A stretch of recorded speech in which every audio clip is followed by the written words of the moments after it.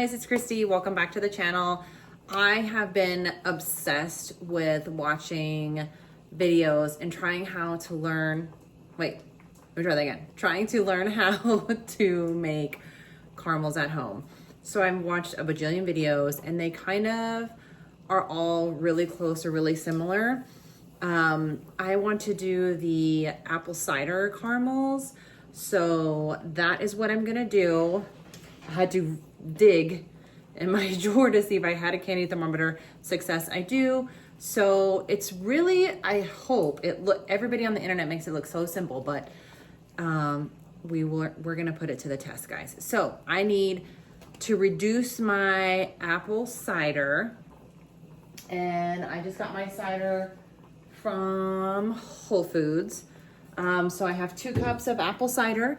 I have half a cup of heavy cream, half a cup of brown sugar packed, 1 cup of white granulated sugar, 1/4 cup of butter, which is like 6 tablespoons. I'm going to use 1 teaspoon of cinnamon and a pinch of coarse salt.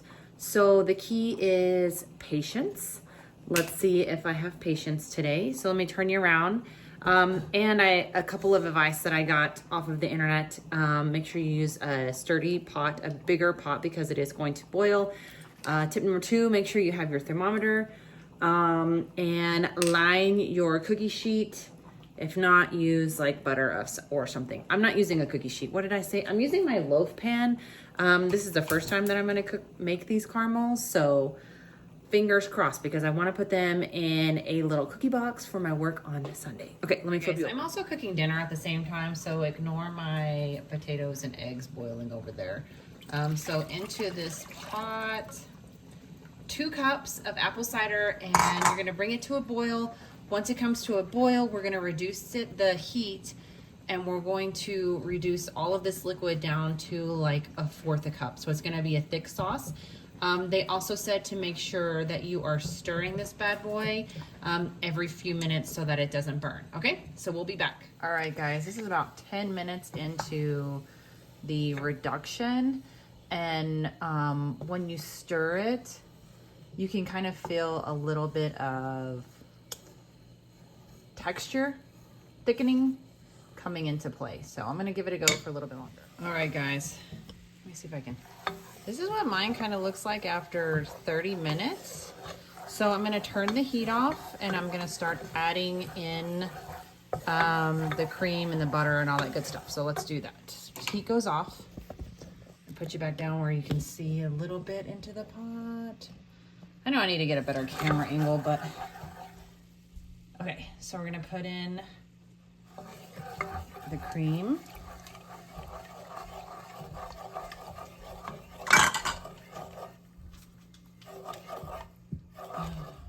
Butter,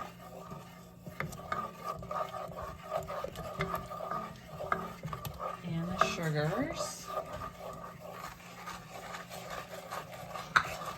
And before we turn the heat back on, it said to make sure everything melts in together. So I'm just gonna give this a stir.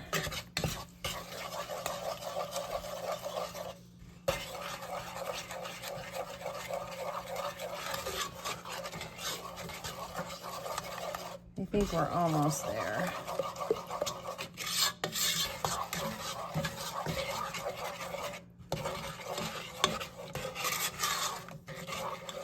Alrighty, guys, we're still working on melting that butter. And I thought I had my butter at a good room temperature, but still taking it just a bit, which is totally fine. But my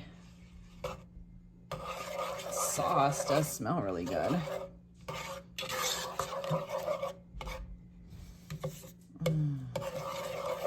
With all the stirring, I'm definitely getting a nice hand and arm workout, so I guess that's good, because I am going to eat some of these caramels. I'm going to give some of them away, don't get me wrong, but I got to taste it. Quality control before you give it out to the people. And if they turn out really good, I might make a second batch.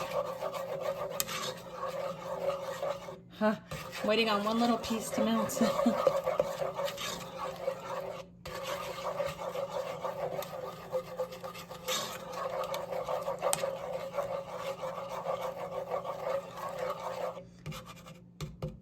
Okay, at this point, I think we need to put the candy thermometer in. I've heard a couple of different temperatures, but it kind of depends on where you live is what I get. On your thermometer though, it does say hardball, softball, and we're going for the softball one. So mine is around like 240, 235. Okay, I'm gonna turn the heat back on. And I'm gonna bring my candy to a boil. And then once it starts boiling, you do not stir anymore and you do not touch it. You let the candy do its thing.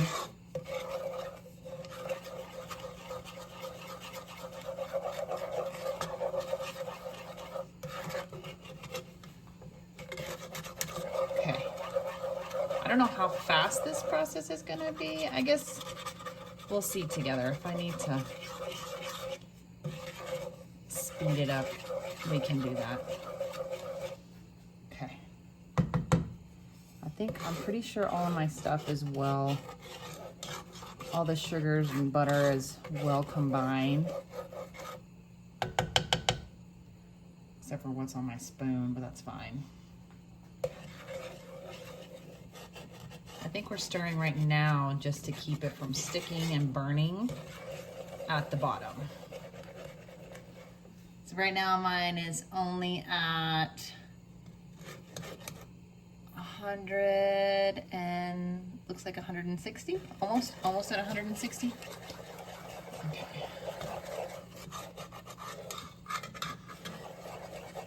I think it should start to boil around 210.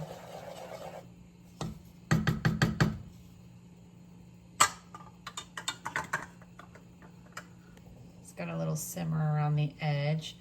I'm gonna give it a few minutes. So we are getting closer to 200 degrees, and I can see around the edges it's starting to bubble up a little more. And we've got a bit, some signs in the middle that it's fixing to start boiling.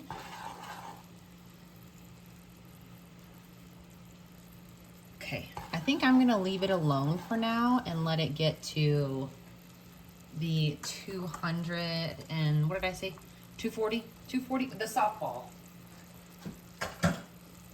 That's what we're aiming for. The little softball one right here. So it doesn't have much further to go.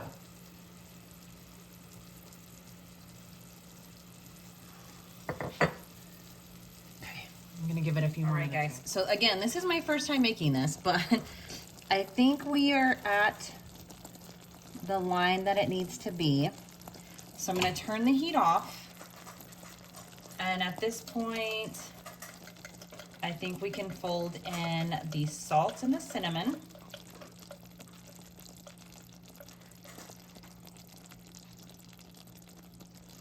Okay. The cinnamon. And I'm gonna I have the coarse salt.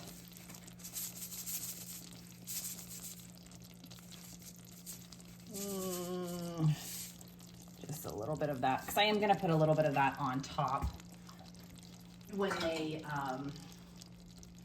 cool just a little bit more. So we're gonna incorporate the cinnamon. Don't want any gigantic lumps of that cinnamon in there, which is kind of what I'm seeing. Oh, it smells amazing, guys. I got a nice whiff of it. Okay. I don't know if those cinnamon is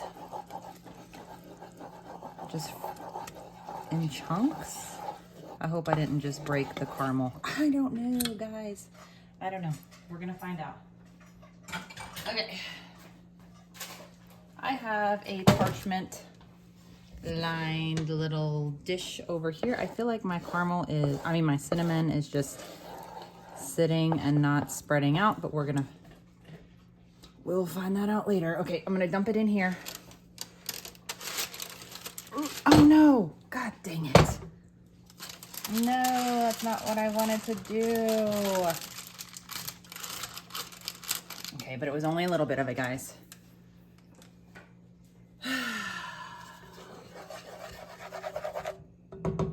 Makes me a little upset, but what are you gonna do?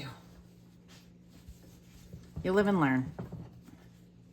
Okay. I got the towel so I can touch the bottom of the pan to really get it out. Okay, so it says to let it set until it comes room temperature, and then we're gonna put it in the refrigerator for a little bit. Let me show you guys what it looks like.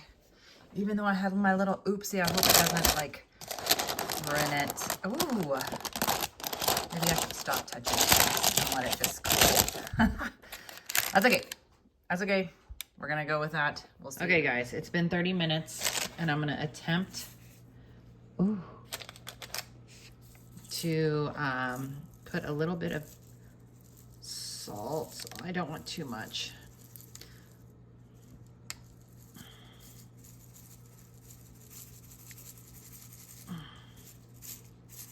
I'm scared. Okay, that's good enough for me. So I'm going to put this bad boy in the refrigerator and let it set for an hour. Let my caramel sit in the refrigerator overnight, and I pulled it out of the little bread loaf, and it came off of the parchment paper pretty easy. And sorry if my arm's getting in the way. I'm trying to figure out the best way to cut the caramel. It is pretty hard at first, so just make sure you have a good knife. And I'm just going in, and first I'm cutting them just kind of in longer sections, and I'm trying to use the parchment paper because it is caramel and I don't want to touch it to get like fingerprints, any of that stuff on it. But I got them all cut one direction. I'm just going to turn my cutting board that I have the caramel setting on and kind of cut them into individual caramel pieces. And I'm trying to separate them pretty well because I want to wrap them in just a moment.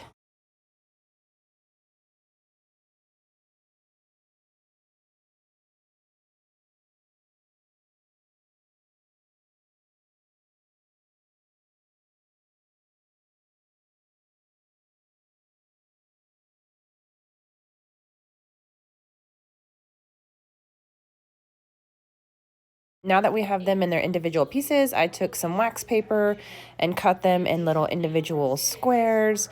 And now I'm just going to grab the caramels and wrap them individually. And the wax paper sticks to the caramels pretty easy, and then they pop off real easy. So it's not going to waste any of the caramel sticking to the paper.